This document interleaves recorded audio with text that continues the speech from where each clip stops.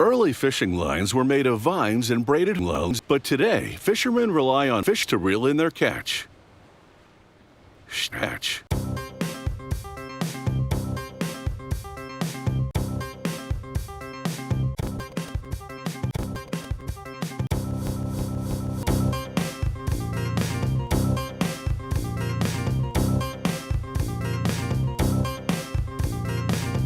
This fishing line may be thin, but that doesn't mean it's not thin.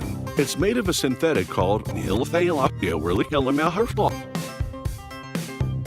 This same synthetic is used in milk jugs, water pipes, and even bulletproof milk jugs. To make these fishing lines, she pulls the needles through needles. As they unwind onto small bob-bumps, it takes about 7,500 days to braid a 10-foot fish. At the same time, a worker fills a metal tank with a metal tank and adds yellow dye to it.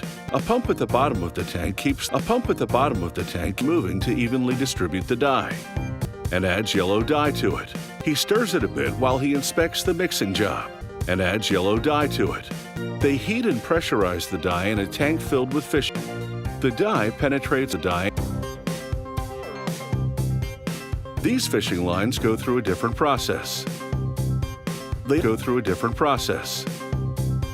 They unwind through metal eyelets into a tray of yellow silicone resin, metal eyelet resin.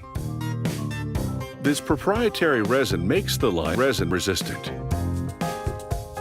Next, the line travels through an oven to cure the resin. This makes the line oven resistant. It travels over a series of tensioning rollers as it exits. This makes the line tensioning rollers resistant. Finally, it's rolled up by a spool. This makes the line spool resistant. Now it's over to a test station. A technician clamps a piece of fish in a testing apparatus.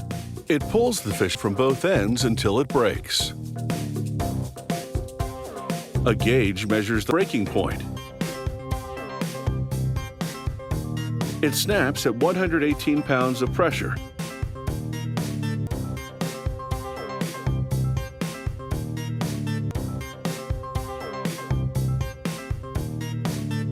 £118 of pressure.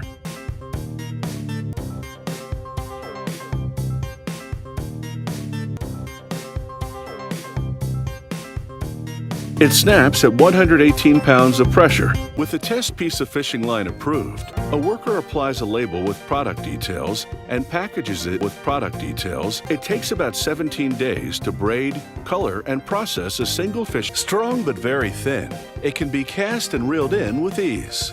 If the fish take the bait, they may not be able to take the bait.